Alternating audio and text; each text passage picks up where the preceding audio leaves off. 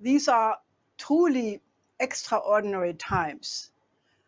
If the ordinary citizen of any country would be aware how close we are actually to nuclear war, which, if it would happen, would lead to the annihilation of civilization, I'm sure that there would be a world revolution. We had an extremely dangerous moment on April 13 of this year when two US warships were about to enter the Black Sea and a large mass of Russian troops amassed at the Ukrainian border. Now, at that time, it was told to them that they were playing with fire, and the two US ships turned around, and in the aftermath, the summit between President Biden and President Putin resulted because there was obviously a need, a recognition of the need to have such a strategic dialogue. Now, in this summit, a very important reconfirmation was made, namely the famous sentence which was spoken between President Reagan and President Gorbachev at the time, that no nuclear war can ever be won and therefore must never be fought. Now, then, in a typical British provocative way, as if to sabotage this dialogue between the United States and Russia before it can develop into an actual relationship to establish strategic stability, on June 23rd, a British Royal Navy destroyer, which Dennis just mentioned, HMS Defender, violated Russian territorial waters in the Black Sea in the region of Cape Violand. Now, Russian border patrol vessels were delivering warning shots, and Russian jets started a warning bombing at the HSM Defender path of movement, not on the ship, but on the path of movement, and this way forced the British warship to leave the territorial waters of the Russian Federation. But this caused alarm in all capitals and military headquarters around the world because people recognized what this could have led to. Konstantin Gavrilov, the head of the delegation of the Security and Arms Negotiation in Vienna, said, "I warn the ex-rulers of the waves, the British Empire, next time bombs will be dropped not ahead of the target, but on the target." And this was confirmed also by Deputy Foreign Minister Ryabkov. Now, this was not the only incident, but the most provocative for sure. But in the last month of the last year, we had seen a whole pattern of near incidents in the air, near collisions of NATO jets and Russian vessels last year along the Russian border. Then people are also very much aware of the Damocles sword of provocations around the Taiwanese moves towards independence, possibly followed by Chinese military action and a possible war between the United States and China. Now, it is existential to understand why this is happening and what needs to be done to avoid an otherwise foreseeable catastrophe. Now, if you believe to the Western mainstream media or governments, then they are on the right side of history. They are the defenders of the rules-based order of the free world and Western values against autocratic regimes like Russia and China, who are committing one human rights violation after the other, poison their political opponent, oppress their population in surveillance states, etc., etc. But what makes it so difficult for the ordinary citizen is what has vanished in the recent period is any standard of historical truth. What we see instead is a fight to control the various narratives. Narrative being, an arbitrary account of something. Now, recently in Global Times, they discussed that the United States were, quote, othering China, and that this would be a prelude to a conflict over Taiwan. And then they quote the Merriam-Webster dictionary to explain what othering means, namely to make another culture appear as a large uniform mass rather than a diverse group of individuals, making that group appear as less human than one's own group. One can also say to other somebody or another country is to create an enemy image for a coming war. And that is what we are looking at with the recent anti-China, anti-Russia campaigns.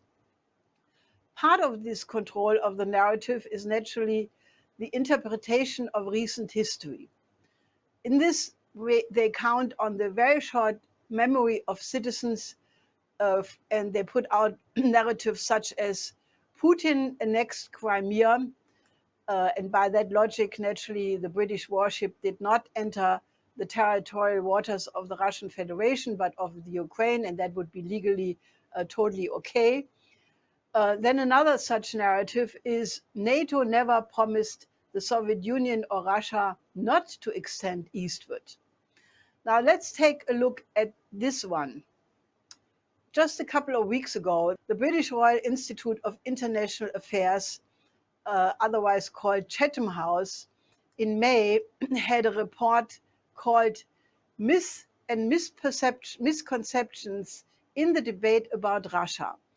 And they set on to dismantle 16 myths, and in particular the myth number 3 about Russia, that the West promised Gorbachev to never expand NATO eastward in discussions around the German unification after the Berlin Wall in November 1989. Now please, slide 1.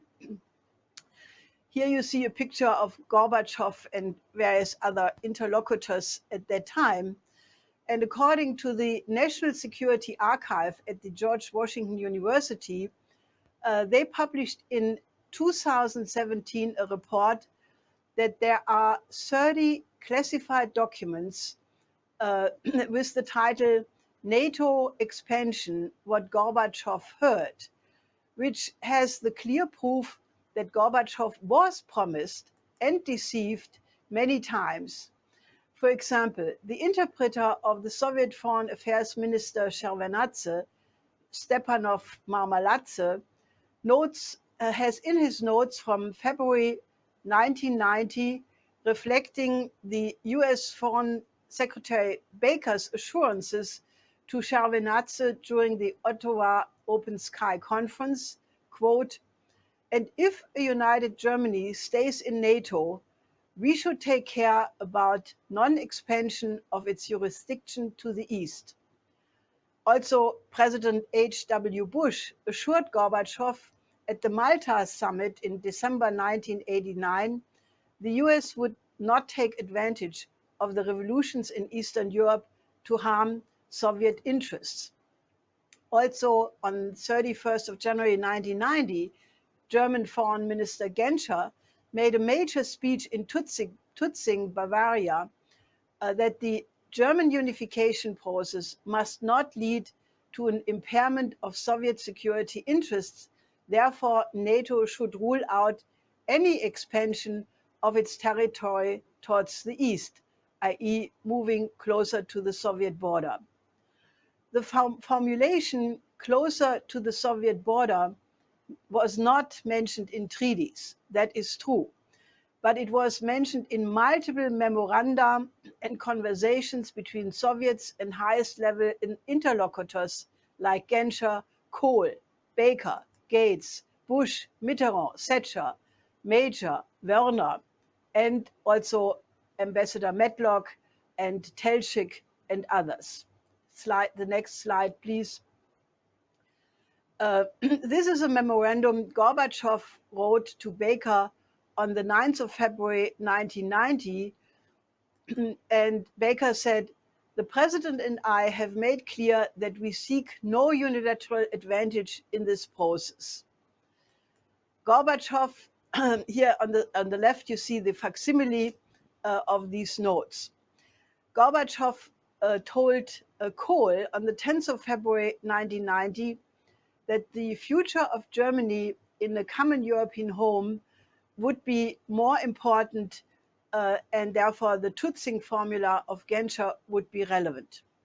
Kohl, on his side, assured Gorbachev that NATO should not expand its spheres of activity.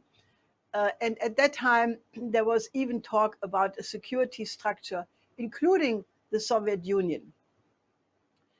There are 30 such documents, and the leadership of the European Union, who was in these processes at the time, obviously have either political amnesia or they are lying when they insist on the contrary. Now, we, the LaRouche movement, are not commentaries about this period because we played a very active role by presenting an economic solution to the crisis after the fall of the wall in 1990 in January. We presented, next slide, the productive triangle of Paris, Berlin, Vienna, which was the idea to bring economic development through corridors into the countries of the Comecon. Next slide. And in 1991, we presented the Eurasian Land Bridge, which could have been a peace plan for the 21st century, which is now coming into being in the form of a new Silk Road. But while these promises were made, plans for an unipolar world were already in preparation. The neocons in the United States formed the PNAC, the Project for a New American Century, and they proceeded to plan to re-establish an unipolar world with color revolutions, regime change. Then there was the famous speech by British Prime Minister Blair in 1999 in Chicago, where he practically said, from now on, the Peace of Westphalia is obsolete. International law no longer is in existence. Instead, we have the right to protect. We will have humanitarian, interventionist, endless wars. So they proceeded with that. And as Putin recently, in his article for the 80th anniversary of the Nazi invasion of the Soviet Union on the 22nd, 1941, recalls these broken promises. And he says there were 5 waves of NATO expansion, including into the former Soviet republics. 14 new countries joined the NATO, and many countries were put in front of an artificial choice to either go with the collective West or with Russia. It was that process which led to the Ukraine tragedy of 2014, where the West openly supported a coup which brought Nazis into a position of power and in the government and in the army. And we all remember the infamous words of Victoria Nuland, who bragged that the State Department had spent 5 billion on NGOs in Ukraine leading up to this moment. Altogether, and the vote of the people in Crimea to join Russia was the result and the response to that Nazi coup in Kiev, and that history has to be straightened out. Now, altogether, NATO expansion eastward was between 800 kilometers, namely from the border of West Germany to the eastern Polish border with Belarus, and 1,000 kilometers between the eastern Norwegian border until the border of Estland, Estonia. Now, this idea of an unipolar world, which is based on the special relationship between the British and the United States, has the idea that the whole world should be run under globalization, a global empire. And naturally, Fukuyama said at the time in '89 that this would be the end of history, that the whole world would adopt the Western democratic model. Now, it is the nature of empires that they tend to overstretch. And this is exactly what has happened. And there is a significant blowback. You should ask your questions, were all these wars, these endless wars which happened ever since, really worth it? Were they all in the interest of the United States or not? Let's take a look at a couple of those. Now the United States and NATO is about to leave most of its troops from Afghanistan after 20 years of war. Now, already in 2019, people should remember, the Washington Post published the Afghanistan Papers.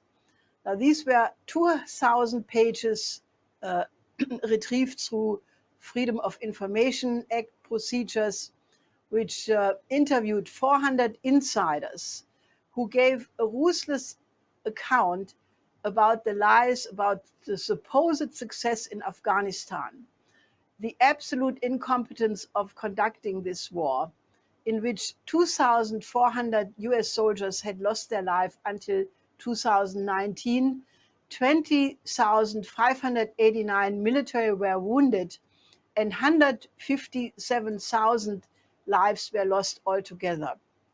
These Afghanistan papers quote, for example, Rumsfeld, who said, "I have no idea who the enemy is." They quote General Lute, "We had no idea what we were dealing with, what were we supposed to accomplish." Now, even after the Afghanistan papers were published, NATO presence in Afghanistan continued for 2 more years. And recently, Prime Minister Imran Khan of Pakistan said no to the request of the United States to set up bases in Pakistan to operate operations inside Afghanistan from there.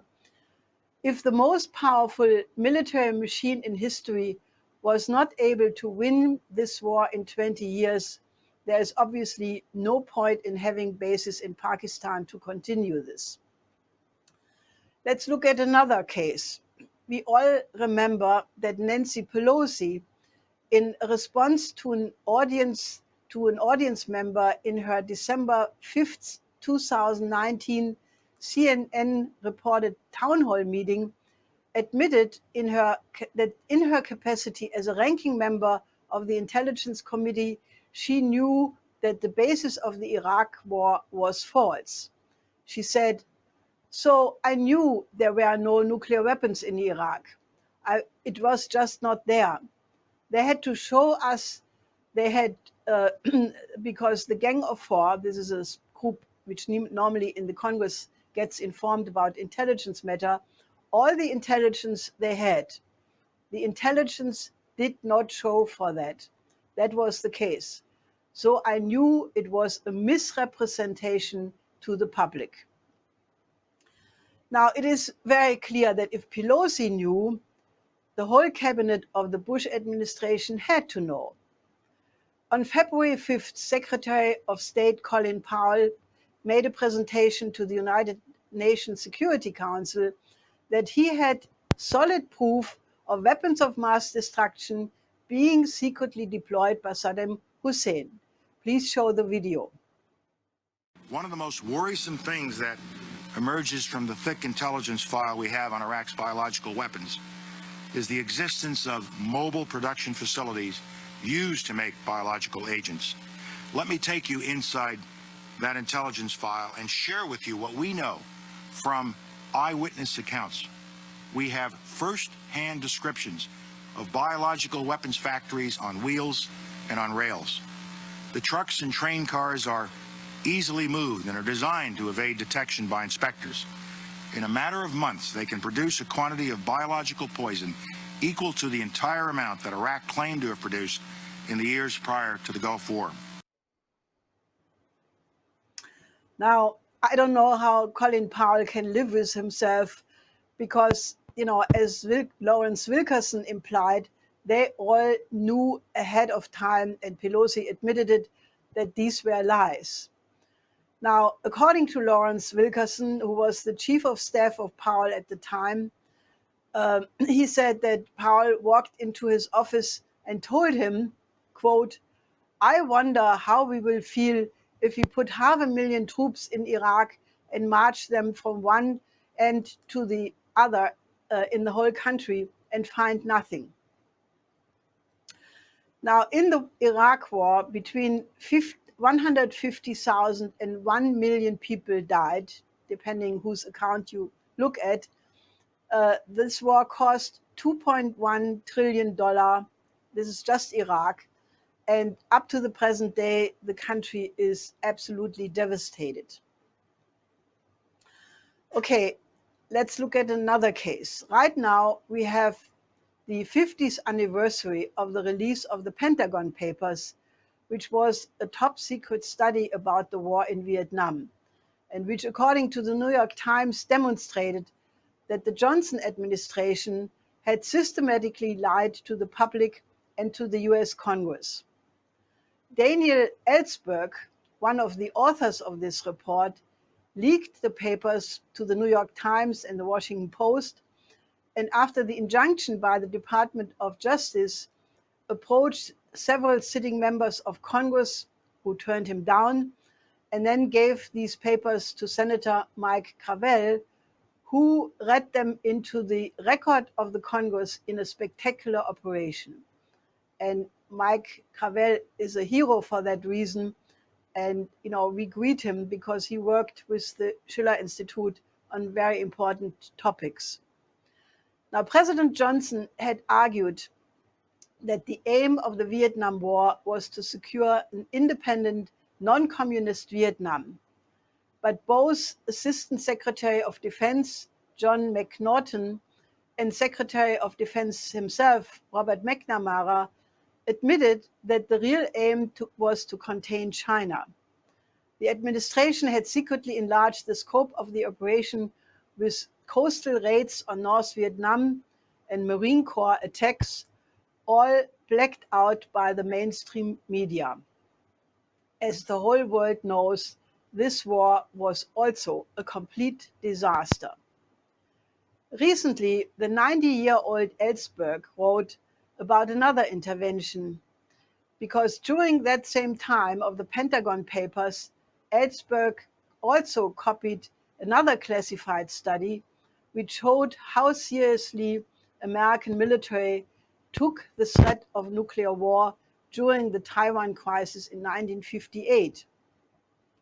This study was almost unnoticed for 50 years, until in 2017, Ellsberg published it online, and the New York Times highlighted that last month. The content is the context for this is the present heating up of the crisis over Taiwan. Now, these older war games show that the Chinese would win a conventional war over Taiwan, and that this would raise the question of the United States resorting to the use of nuclear weapons, just as the US commanders had considered in this incident in 1958. Now, a redacted study of the crisis of 1958, written in 1966 for the Rand Corporation by Morton Halperin, and which was classified in 1975 with one removed passage, suggests that senior military leaders, including the Joint Chief of Staff Chairman General Nathan Twining, felt that the use of nuclear was inevitable. Nuclear strikes deep into China would be a necessary response.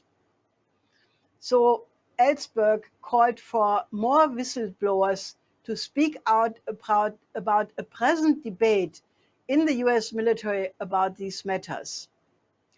And one of such whistleblowers did.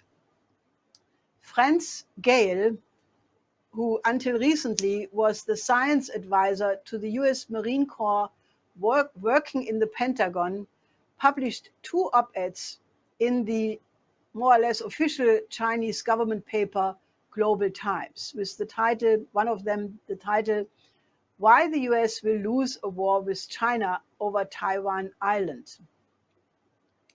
The Washington Post of June 13 reports about this, and also about geopolitical debates in the Pentagon that we are possibly sleepwalking into a war between the United States and China. So he said, Franz Gale said, why would I write an op-ed for a communist paper, and is that not outrageous for a civil servant?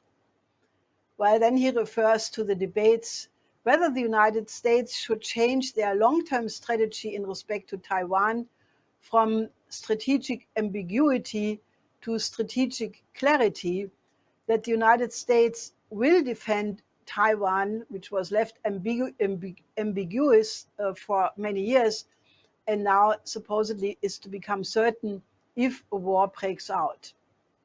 Now, obviously, the Taiwan Relation Act gave an encouragement for the renegade secessionist, and that unlike the United States, who abandoned the Vietnam ally after 60,000 Americans had been killed there, China, in light of the history of the past 200 years, would never give up, is argued by Franz Gale. Now, Gale has been suspended in the meantime.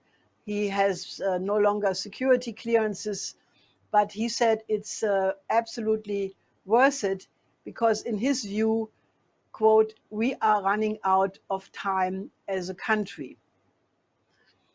Now, at a recent NATO summit on June 14th in Brussels, it was made very clear that with the NATO 2030 agenda, there are plans to build a global NATO. They want to keep the open door policy, to have more partnerships with more countries turned into memberships so that Article 5 can be applied. On the target list of turning partners into potential members are Sweden, Finland, Georgia, Ukraine, despite a certain damper by President Biden to Zelensky, Bosnia-Herzegovina, countries in Africa and in the Indo-Pacific, reinforced partnerships with the Quad, Australia, Japan, New Zealand, and South Korea, future partnerships with India. Now, naturally, always this would be directed against Russia and China, which are characterized as a threat and a challenge to the rules-based order. Slide number 5, please. As the Brussels summit also talked about the NATO Climate Change and Security Action Plan 2030, it is becoming clear, and it was stated, that NATO now becomes the leading international organization understanding and adapting to the impact of climate change on security. They want to be part of reducing the greenhouse gas emission from military activities, reach net zero emissions by 2050. You can take the slide away. Climate change consideration into NATO's full spectrum of work. NATO will issue its first climate change and security progress report at the 2022 summit to track progress and reassess the level of ambition. Now, what is happening here? From the North Atlantic Treaty Organization to a global military power pushing the climate agenda, how does this fit together? Well, it is not so surprising if you look at the overlap between the military and the financial interest. We published recently a Great Reset report where we showed that Wall Street and the City of London are behind the climate agenda. And on the 25th of April, the German paper Welt am Sonntag had an extensive article and charts also showing the complete overlap of investment banks, hedge funds, green organizations, the World Wildlife Fund, Friday for Future, think tanks, etc. Now, this has to be complemented with a complete overlap between the financial interests of the City of London and Wall Street with the military-industrial complex, as President Eisenhower called it in his farewell speech to the nation in 1961. And this MIC, military-industrial complex, which Ray McGovern, whom we hear later, has called the Mickey-Met, the Military-Industrial Congressional Intelligence Media Academic Think Tank Complex, is a very useful book called Understanding the War Industry by Christian Sørensen, which documents the symbiotic relationship between the war industry and the financial, quote, industry. Very much worth reading. Just his remedy is mistaken because he thinks that the military-industrial complex can be dismantled with the Green New Deal, and he completely overlooks that the Green New Deal is the policy of that complex. For example, the top 5 investors in Lockheed Martin are some of the top financial firms of Wall Street. The State Street Corporation, Vanguard Group, BlackRock, which, by the way, manages $8 trillion of funds of investors, Capital World Investors, and Wellington Management Group. Renee Sigerson, in a recent book review of this Sørensen book, points out that it's these same 5 investors who own large parts of the shares of all 4 of the big 4 military production firms in the United States. Also, the mega firms of Silicon Valley are interwoven with the surveillance apparatus of the intelligence services, whom we have seen in action in Russiagate, the British-directed coup attempt against President Trump, and all the anti-Russian, anti-China think tanks are in sync with this policy. For example, the Atlantic Council published recently the report of an anonymous high government official with the title The Longer Telegram, which openly calls for the toppling of President Xi Jinping. Part of this is the revolving door between Wall Street firms and Congress, between the Pentagon and the military industry, between the intelligence community and the media, etc., etc.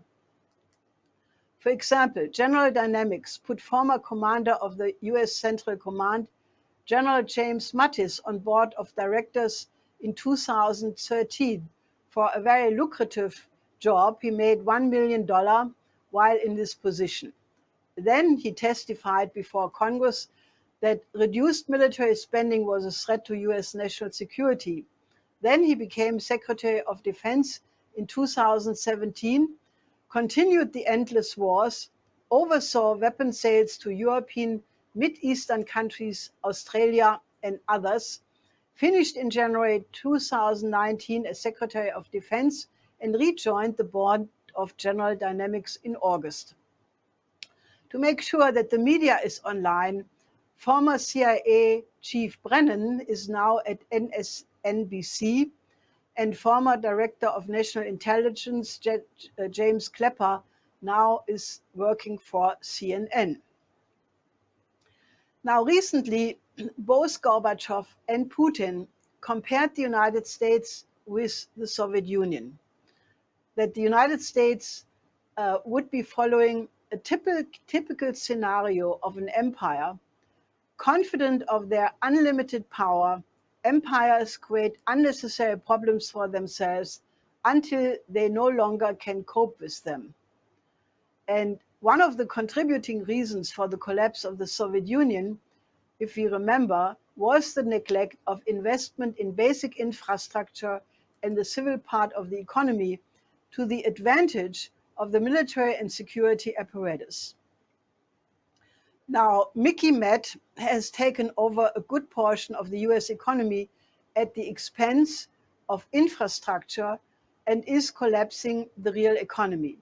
Schools, education, and what we see in the United States is a sort of primitive accumulation in the sense of Evgeny Preobrazhensky discussed it for the Soviet Union in the 1920s, except that it is not so legitimate as Preobrazhensky thought at the time.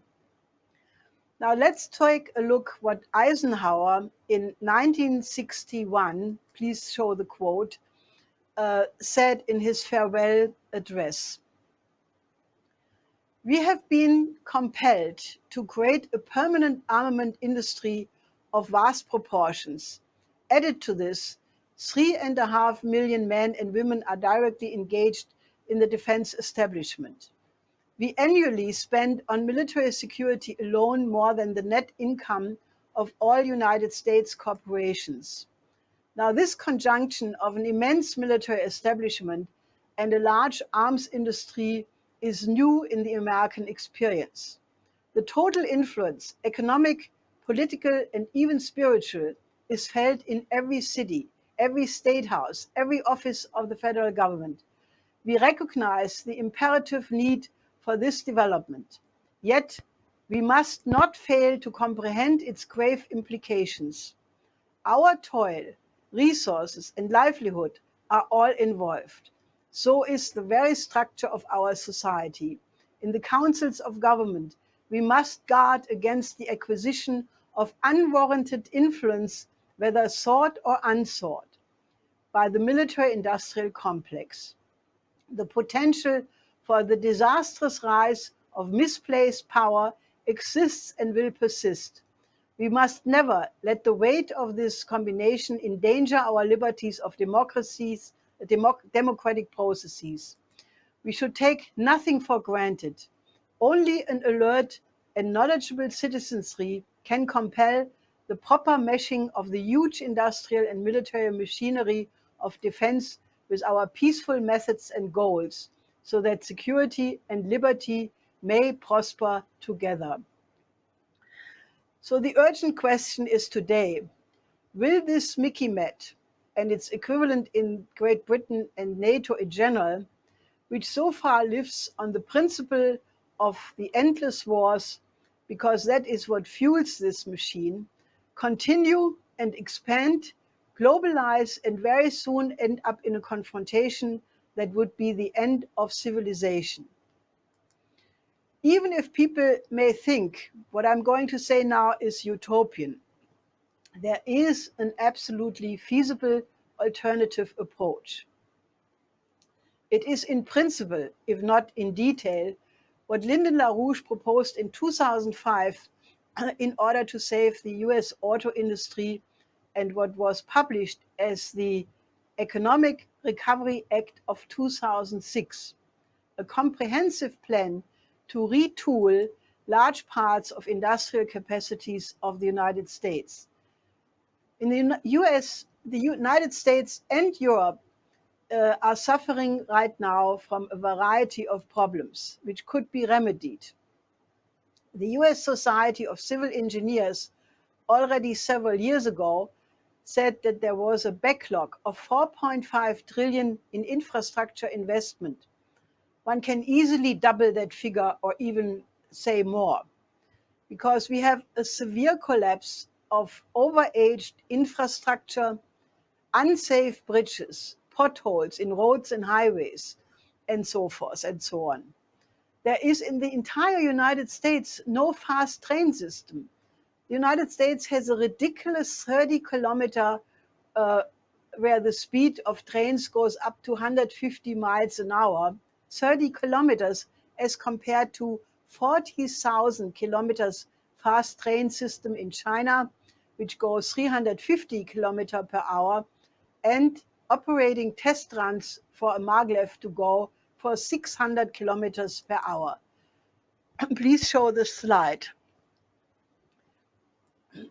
What we need to do is a national task force should be assembled, and they must pull together the most advanced machine tool design engineers and calculate what it requires to retool the better part of the military production capacities for the production of modern infrastructure, a national fast train system, nuclear plants, new science cities, and so forth and so on.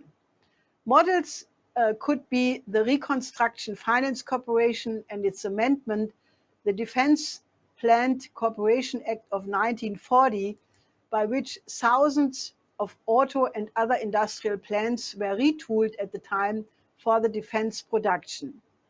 This time it could take the reverse direction for civilian production. The entire southwest of the United States is plagued since years by ever larger droughts, which could be remedied by water management programs such as NAVAPA 2021, which will deliver corridors of fresh water, be the framework for a new system of infrastructure, the production of nuclear fission plants, desalination of ocean water, increase of agricultural production, and new science cities. Slide 6, please.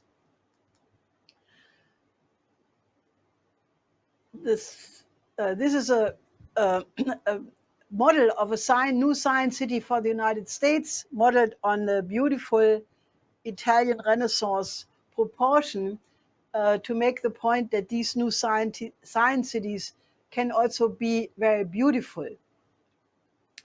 There are approximately, this is just a rough estimate, 6.1 million people employed today in the military industrial complex, not counting the other aspects of MICIMET, like the intelligence, think tanks, media, and so forth. Now, could a portion of these highly qualified labor force be deployed in the economic reconstruction of the United States? Naturally, this has to be combined with LaRouche's 4 laws, a global Glass-Steagall banking separation, a national bank in every country, a credit system in the form of Bretton Woods, the new Bretton Woods as it was intended by Franklin D. Roosevelt and not as it was implemented by Truman and Churchill, new economic platforms through international cooperation in fusion research, space research cooperation among all the spacefaring nations. Now, a change in thinking of that has to start with the agreement among leading nations of the world to collaborate in the construction of a world health system to fight the pandemic, namely a modern health system in every country. This will be the subject of our panels tomorrow. Now, LaRouche anticipated the reactions to his proposals. He said in a speech on March 27, 1998, there is an obvious objection to be expected from most critics. The customary objection will be that such a sudden and radical approach is politically impossible. Perhaps those critics are right. Perhaps it will prove impossible to find a significant number of governments willing to push through such radical measures in a short-term period. If those critics are right on that point, then the civilization will not live out the present century in its present form.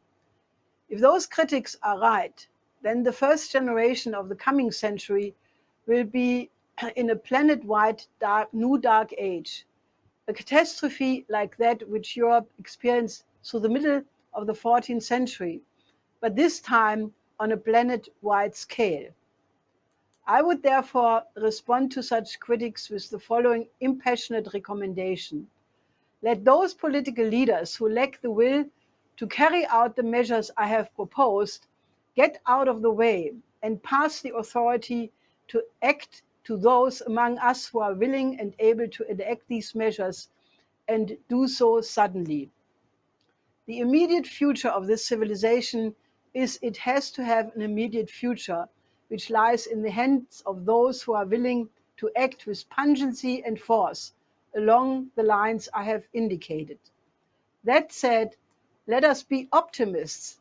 Let us push the voices of those unless critics out of our minds, useless critics out of our minds, and concentrate on the actions which must be taken to avert the catastrophe. Economic collapse, which now threatens to crush us in the near future. Now, unfortunately, LaRouche's warnings were not taken serious during his lifetime. Maybe it took to get to the brink of the nuclear apocalypse and the pandemic for people to realize that we have to listen to the wise words of Lyndon LaRouche, as Lopez Portillo had noticed at the same year of the LaRouche speech. Thank you.